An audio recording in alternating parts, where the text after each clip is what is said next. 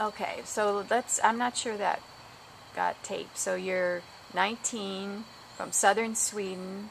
Yeah. Ylva, you studied rescue in secondary school, and now you're thinking of peace and justice, but more recently photography. Yeah. So I'll like combine that in the future. Combine them. Yeah. You've been in California for 2 weeks? 3 weeks. 3 A weeks. little more than 3 weeks, so yeah. And what cultural differences do you see? What struck you? Oh, this is really different than Sweden. Well, I think you people are more open and take the chance to start talking to stranger at the bus stop or at the shop or just on the street or something. You can just start talking and introduce yourself and, well, I am from Sweden and my name is clinging some different, so then they start asking me so much questions, so it's really great because it's so warm to be here and just feel welcome. California is warmer than, say, East Coast, I would say. Yeah, it is too. Regional differences, yeah. And any other differences that you've noticed in these 3 weeks? Well, I don't know. You get more homeless people, I think, that live outside and go through your trash and stuff like that. That we not have so much in Sweden. Well, we got that in the big city, but not so much like you have in the small towns. So. And big cities too. Yeah. So Sweden, to me, has always been my model of a progressive, egalitarian country. There's long parental leave. There's good free childcare. University is free. Immigrants are greeted with social support programs. Do you think that Sweden is still in the vanguard? Because I know there's been some problems with immigrants not feeling welcome. Well, I think they have actually really good when they come to Sweden. They got everything on the table, we think. But, well, of course they don't maybe feel welcome all the time when they came in groups just to one place and they build their own group in their community and towns. But I think if you could split the groups even more in Sweden, it maybe could be better, and they have do an other connection to the Swedish people at that time. But I think also that Sweden we are a little sad about that we have take away our rights to do our traditional Swedish song, and yeah, you cannot do everything in school because you get different culture now, and there's lots of people that have to be certified. So. Do people complain about taxes? Because obviously it takes tax money to pay for childcare and university and to pay housing and for poor people and that kind of thing. Yeah, I think so. Some people complain, but then we got the free stuff later, so it's come back, I think so. But it's maybe hard at the first time when you start with your income and everything to that is cut down, but I think in the end it's maybe good if you get sick or you have to go to school and college and university and stuff like that to become something and to earn the money that you have to pay later. So if you get a job when you go back to Sweden, how much will go to taxes from your salary? Oh, I have no idea. I haven't You're not there looked on that yet. So. But, okay, let's start with little kids. So healthcare is free, or do you pay anything for healthcare? I don't think we pay. It's when you turn 18, I think you start to pay something. But I haven't been sick after I turned 18, so I haven't had to pay anything. But before I turn 18, it's free. Mm-hmm. So then you just have to pay for the medicine or something when you go to the pharmacy. So. And do you pay all of the medicine, like if you have a prescription? I think you can get a... I don't know what it's called, but for... I think after you buy, after maybe... You pay a deduction, and then if it's a certain amount, the government pays more than that deduction. Yeah, if you have... almost like that, so, yeah. And then preschool, creches, childcare is free, or do parents pay some money to send little kids to childcare? It's free. And of course textbooks are free. Yeah. And universities totally free? No, I think you have to pay for the books, and then you have to pay for your apartment and food and like that. But I think it could be some amount that you have to pay to the university too, because then you got in a higher level. So I'm not really sure, because I didn't went to university there. So I know a problem all over Europe, including Sweden, is youth unemployment. That unemployment rates for young people have been rising. Have you heard people talking about that? How do you mean? That they can't find jobs. Yeah, it could be really hard for our teens to do that in the first time, because you have to get experience before you get the job. And well, how could you have experience when you have went to school all the time? And well, you have maybe have some job in the summer and stuff like that, but that's it, because we have no time to have the experience, most of the teens. And so it could be hard, but then you have to get contacts, and from that you can go up and find the job that you're really looking for. What about university graduates? Do they have also problems finding jobs, or not so much? I don't know. Well, it depends, I guess, because the university are most in the big city that students want to go, and it could be few jobs that you can take, because you are lots of people that fighting for the job. So I think that will be the problem for them. Mm-hmm. So in recent political campaigns, what have you heard?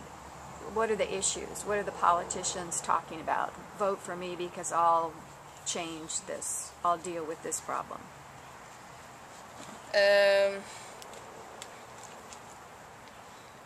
Right now, I can. Does immigration come up as a problem, or not so much? Well, it is a problem, because, and especially now when it's in Syria, they come in so many to us, and we just take them because that's our thing, that we just let them come, and then I know if it's after a month or something or years, they get if they can stay or not. So I know.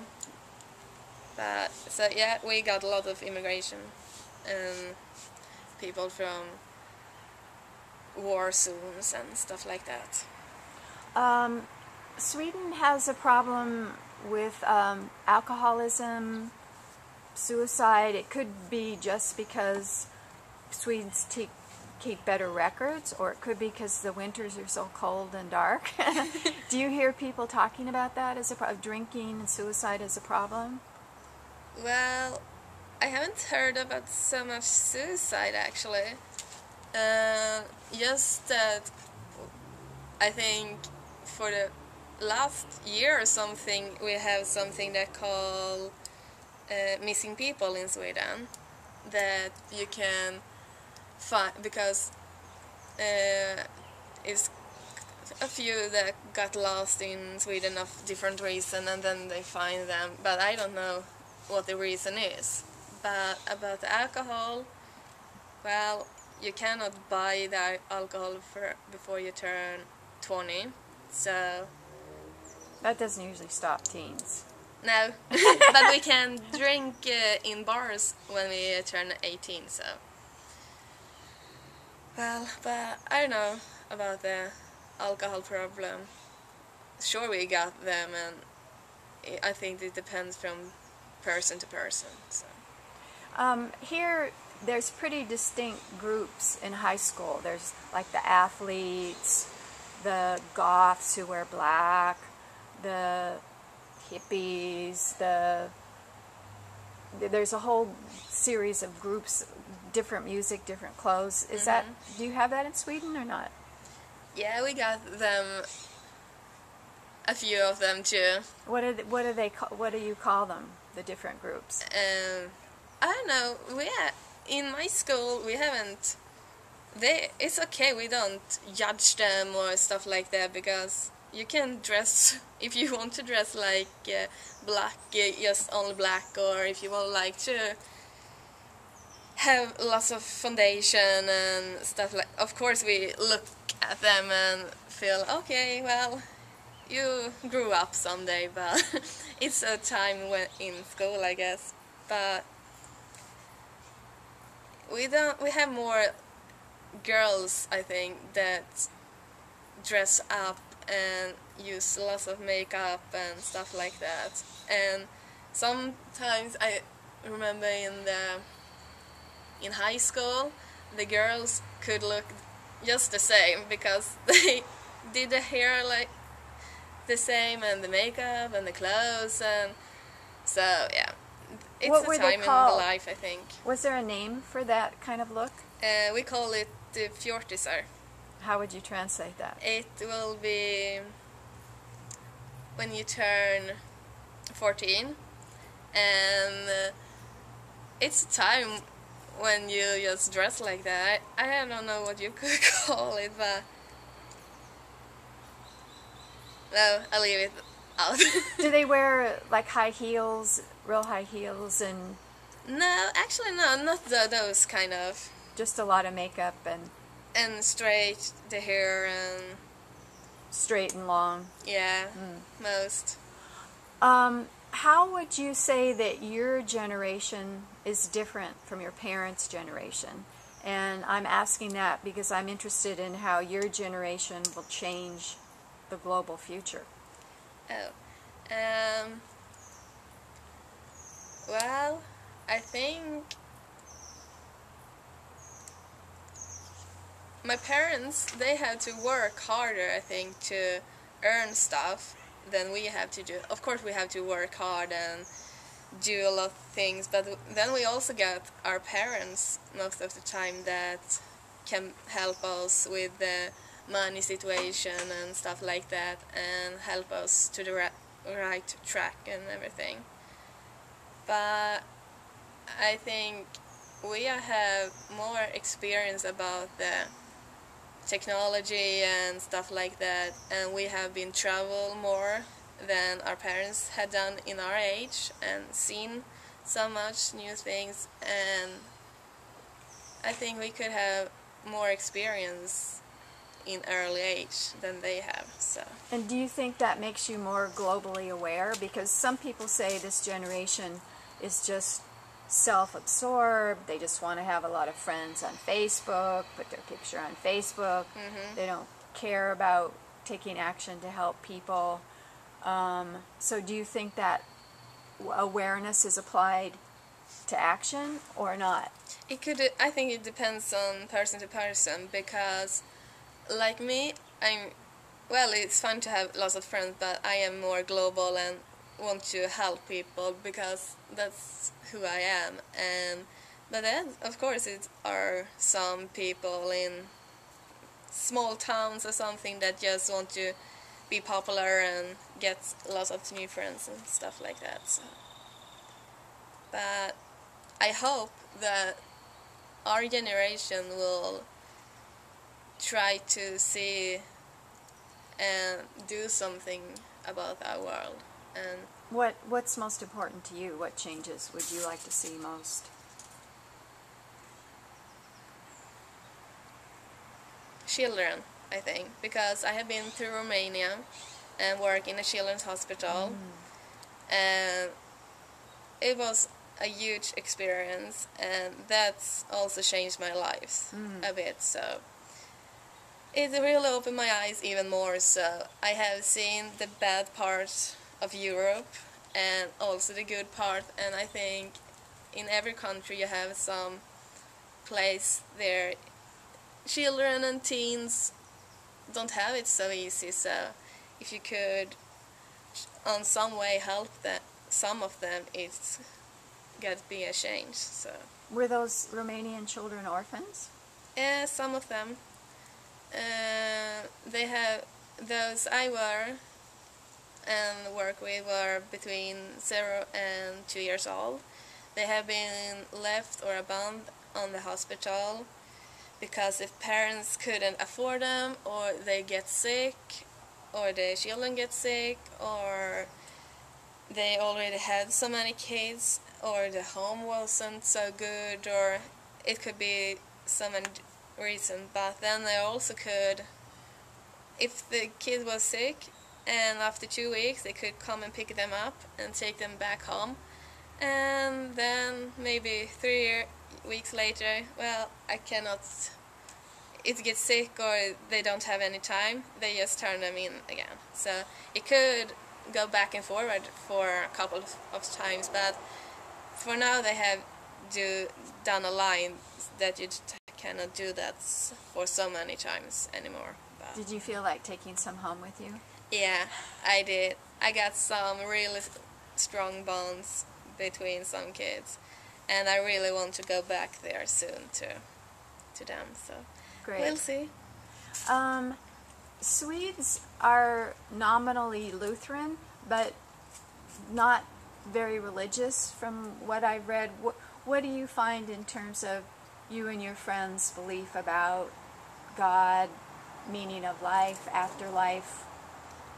Well, we have in the basic is Christian religion, but I am not so into Christian. Actually, I don't have any religion in my family. We are most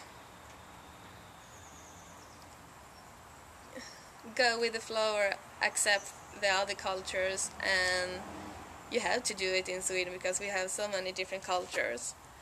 But I think, personally, I think like faith and, I don't know, it's not so much about God and stuff like that. So what do you mean by fate? I mean, you think that you have a destiny?